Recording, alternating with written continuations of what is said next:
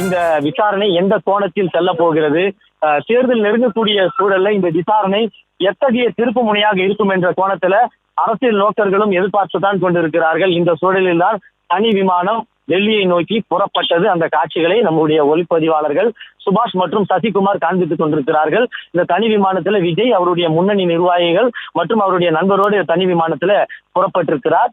இன்னும் சில மணி நேரங்களிலேயே அவர் டெல்லி புறப்பட்டு விடுவார். டெல்லி புறப்பட்டு விமான நிலையத்திலிருந்து நேரடியாகவே தாவேகாவினுடைய நிர்வாகிகளோடு விஜய் சிபிஐ தலைமை அலுவலகத்தில் ஆஜராக இருக்கிறார். இன்னும் சற்று நேரத்தில் அந்த விமானம் புறப்பட இருக்கிறது. பல்வேறு கேள்விகளுக்கு பல்வேறு கோணத்துல விஜய் பதிலளிப்பார் என்றும் எதிர்பார்க்கப்படுகிறது. 2026 தேர்தல் நெருங்கி இருக்கக்கூடிய சூழல்ல சிபிஐனுடைய இந்த விசாரணை எத்தகைய தாக்கத்தை ஏற்படுத்தும், தமிழக வெற்றி கழகத்துக்கு எத்தகைய திருப்பு முனையாக இருக்கும், தமிழக வெற்றி கழகம் இந்த வழக்கிலிருந்து மீண்டு வருமா என்பன போன்ற பல்வேறு கேள்விகள் எழுந்திருக்கிறது. 26 தேர்தலில் இது விஜய்க்கு மைல்ஸ்டோனாக இருக்குமா அல்லது விஜய்க்கு சரிவாக இருக்குமா என்ற பல்வேறு வினாக்களும் இந்த சம்பவம் தொடர்பாக எழுந்திருக்கிறது.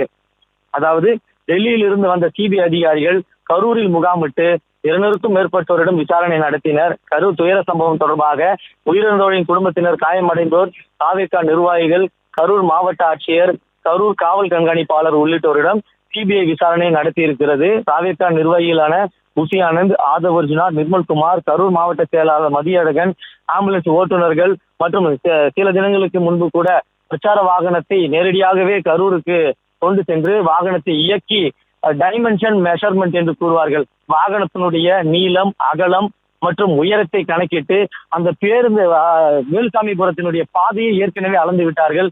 அந்த சாலையில் இத்தகைய பெரிய வாகனம் நின்றிருந்தால் அந்த குறிப்பிட்ட இடத்தில் எத்தனை பேர் நிற்கலாம், ஆனால் பிரச்சாரத்தின் பொழுது எத்தனை பேர் அங்கு நின்றார்கள் என்ற கோணத்தில் டெக்னிக்கல் மெஷர்மெண்ட் அங்கே நடைபெற்றது. எனவே துல்லியமாக இன்ச் பை இன்ச் அந்த விசாரணையானது நடைபெற்று வந்தது.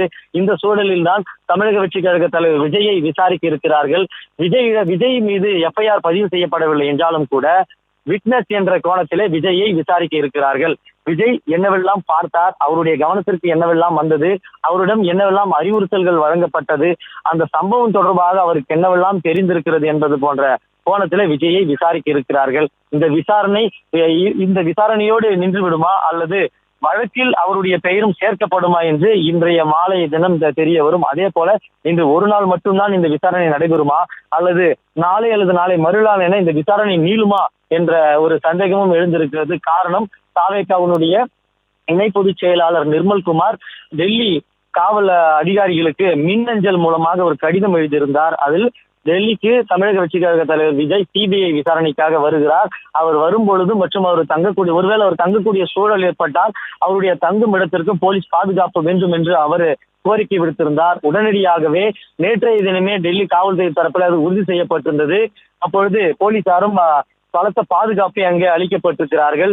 டெல்லி விமான நிலையத்திலிருந்து சிபிஐ அலுவலகம் செல்லும் வரை மற்றும் சிபிஐ அலுவலகத்தை முடித்துவிட்டு ஒருவேளை அவர் நாளைய தினம் அவர் விசாரணையை தொடங்க நீட்டிப்பு ஆகிறது என்றால் அவர் தங்கக்கூடிய இடம் மற்றும் அவர் சிபிஐ அலுவலகம் மீண்டும் வருவார். சிபிஐ அலுவலகத்தை முடித்துவிட்டு சென்னை புறப்படும் இடம் ஆகியவை அனைத்து இடங்களிலுமே டெல்லி போலீசார் பாதுகாப்பு அளிப்பதற்காக தயார் நிலையில் இருக்கிறார்கள்.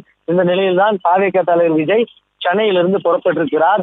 சென்னை விமான நிலையத்திலிருந்து அவர் புறப்படுவதற்கு சில கால தாமதங்கள் ஏற்பட்டாலும் கூட அவர் தற்பொழுது அவருடைய நிர்வாகிகளோடு டெல்லி புறப்பட்டிருக்கிறார். இன்னும் சில மணி நேரங்கள்ல டெல்லி விமான நிலையம் சென்றடைவார்.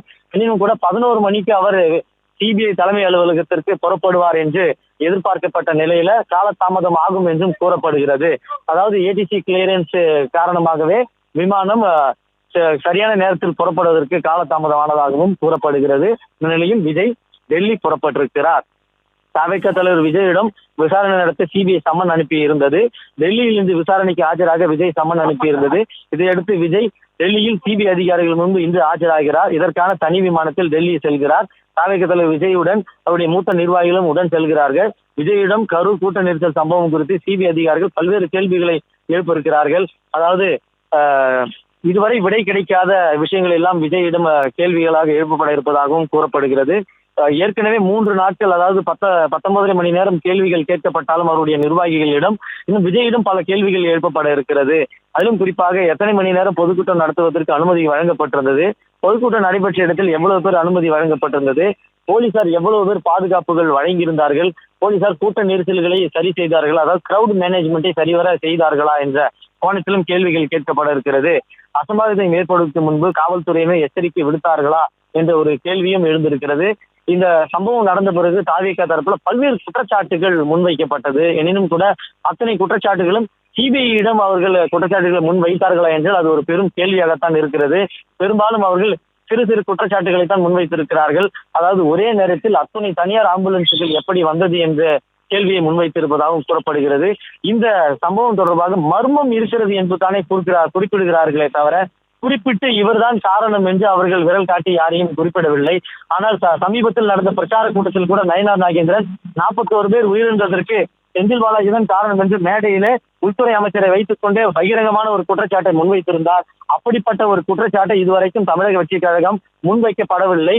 எனவே அவர்கள் இந்த 3 நாள் நடந்த விசாரணையாக இருக்கட்டும், இன்று தமிழக வெற்றி கழக தலைவர் விஜய் அவரிடம் நடத்த போகும் விசாரணையாக இருக்கட்டும், இதில் விஜய் என்ன பேச போகிறார், எது போன்ற குற்றச்சாட்டுகளை முன்வைக்க போகிறார், எது மாதிரியான விளக்கத்தை அளிக்கப் போகிறார் என்ற எதிர்பார்ப்பும் எழுந்திருக்கக்கூடிய சூழலில் தான் தாவேகா தலைவர் விஜய் சென்னை விமான நிலையத்திலிருந்து டெல்லி புறப்பட்டிருக்கிறார்.